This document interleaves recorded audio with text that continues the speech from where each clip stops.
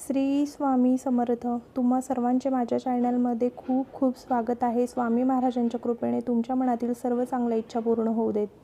आता आज मी तुम्हाला या व्हिडिओमध्ये जी सेवा सांगणार आहे ना, तर त्या सेवेमुळे तुम्हाला चांगली नोकरी मिळेल किंवा तुमचा एखादी बिझनेस आहे तर तो चालत नाही आहे, तर त्यामध्ये भरभराट होण्यासाठी किंवा तुम्ही ऑलरेडी एखादी नोकरीला आहात तर त्यामध्ये प्रमोशन होण्यासाठीही तुम्ही सेवा करू शकतात. आता ही सेवा करत असताना ना, तुम्हाला संकल्पयुक्त ही सेवा करायची आहे आणि संकल्पयुक्त सेवा करत असाल तर मांसाहार हा वर्ज्य असतो. तर बघा काय करायचं ना, रोज स्वामी चरित्र. आता ही सेवा चालू करण्या अगोदर तुमच्या घराजवळ कुठे स्वामी महाराजांचा मठ असेल तर तिथं जा. स्वामी महाराजांच्या मठामध्ये जाताना खडी साखर आणि एक नारळ घेऊन जा आणि स्वामी महाराजांना प्रार्थना करा की मला चांगली जी का तुमची इच्छा असेल ती प्रार्थना स्वामी महाराजांना करा आणि माझ्याकडून ही सेवा रोज निर्विघ्नपणे करून घ्या असं स्वामींना सांगा. त्याच्यानंतर तुम्ही ही सेवा चालू करा. तर तुम्हाला काय करायचं आहे, रोज स्वामी चरित्र सारामृताचे 3 अध्याय वाचायचे आहे क्रमशः म्हणजे पहिल्या दिवशी 1 ते 3, दुसऱ्या दिवशी 4 ते 6, तिसऱ्या दिवशी 7 ते 9 असे क्रमशः तुम्हाला रोज हे अध्याय वाचायचे आहे.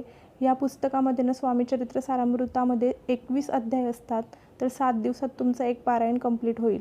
त्यानंतर तुम्हाला यासोबत 11 माळी श्री स्वामी समर्थ महाराजांचा जप करायचा आहे. तर बघा, रोज स्वामी चरित्र सारामृत आणि 11 माळी ही सेवा झालीच पाहिजे. त्यानंतर तुम्हाला श्रीसूक्त वाचायचं आहे. श्रीसूक्त हे तुम्हाला संस्कृतमध्येच वाचायचं आहे. आता तुम्हाला जर संस्कृत येत नसेल तर तुम्ही यूट्यूबला लावून द्या आणि तुम्ही पुस्तक समोर ठेवून ते उच्चार करायचा प्रयत्न करा. म्हणजे 1-2-3 दिवसात तुम्हाला ते संस्कृताचे उच्चार जमायला लागतील आणि तुमचं पाठही होऊन जाईल. त्यानंतर नवग्रह स्तोत्र तुम्हाला 1 वेळा वाचायचं आहे. त्यानंतर काळभैरव अष्टक स्तोत्र 1 वेळा वाचायचं आहे आणि व्यंकटेश स्तोत्र ही खूप प्रभावशाली आहे नोकरीसाठी, तर तेही तुम्हाला 1 वेळेस वाचायचं आहे. आता व्यंकटेश स्तोत्र हे आपल्या नित्यसेवेच्या जे पुस्तकात दिलेलं आहे तेही तुम्ही वाचू शकतात. तर ह्या सेवा रोज तुम्हाला करायच्या आहे.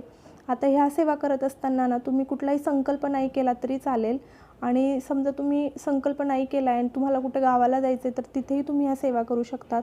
पण ह्याच सेवेसोबत तुम्हाला नोकरीसाठी गुरुचरित्राचे 3 पारायणही करणं खूप गरजेचं आहे.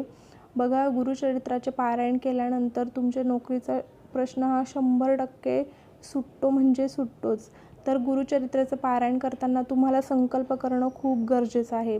तर पहिलं पारायण करायच्याच वेळेस फक्त संकल्प करायचा. त्याच्यानंतर 2 पारायणं असतात, त्याच्यात संकल्प केला नाही तरी चालेल, पण पहिल्या पारायणाच्या वेळेस 3 पारायण करेल असा संकल्प मात्र नक्की करायचा.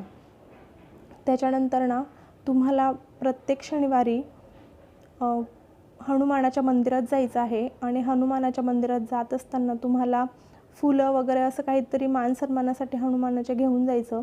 आता ह्या सगळ्या गोष्टी ना, आता ह्या सेवा तुम्हाला 45 दिवस करायच्या आहे. तर 45 दिवसामध्ये तुम्ही दिवस मोजू नका आणि शक्य झालं तर खंडही पडू देऊ नका. ह्या सेवा तुम्हाला करायच्या आहे आणि ह्या 45 दिवसामध्येच तुम्ही गुरुचरित्राचं पारायण करा. जसं आता तुम्हाला म्हणजे 1 ते 7 दिवस गुरुचरित्राचं पारायण हे 7 दिवसाचंच करायचं, 3 दिवसाचं करायचं नाही. तर तुम्ही कसंही करा, मग पहिले 21 दिवस कंटिन्यू करा किंवा ह्या 45 दिवसामध्ये गॅप घेऊन करा, कसंही करा, पण 45 दिवसाच्या आतच करा. त्यानंतर हनुमानाच्या मंदिरात तुम्हाला जोपर्यंत नोकरी मिळत नाही तोपर्यंत मंदिरात जायचं आणि हनुमानाला प्रार्थना करायची की मला योग्य अशी नोकरी मिळू दे. आणि ज्या आपण नित्यसेवेमध्ये जे सेवा करतो ना, त्यामध्ये महाराजांनाही रोज तुम्ही सेवा करत असताना प्रार्थना करा. म्हणा तुम्हाला योग्य वाटेल आणि मला योग्य असेल अशी नोकरी मला मिळू देत. तर बघा, ही सेवा खूप प्रभावशाली आहे, तुम्ही नक्की करून बघा. तर बघा, लक्षात घ्या काय काय तुम्हाला करायचं आहे. 11 माळी श्री स्वामी समर्थ महाराजांचा जप, त्याच्यानंतर क्रमशः 3 स्वामी चरित्र सारामृताचे अध्याय, 1 वेळा व्यंकटेश स्तोत्र, 1 वेळा नवग्रह स्तोत्र, 1 वेळा श्रीसूक्त आणि 1 वेळा कालभैरव अष्टक स्तोत्र हे तुम्हाला रोज करायचं आहे. आणि 3 गुरुचरित्राचे पारायण. ह्या सेवा तुम्ही नक्की करून बघा, तुम्हाला अनुभव आल्याशिवाय राहणार नाही. तर व्हिडिओ तुम्हाला कसा वाटला मला कमेंट करून नक्की सांगा. आवडला असेल तर लाईक, शेअर, सबस्क्राईब करायला विसरू नका. श्री स्वामी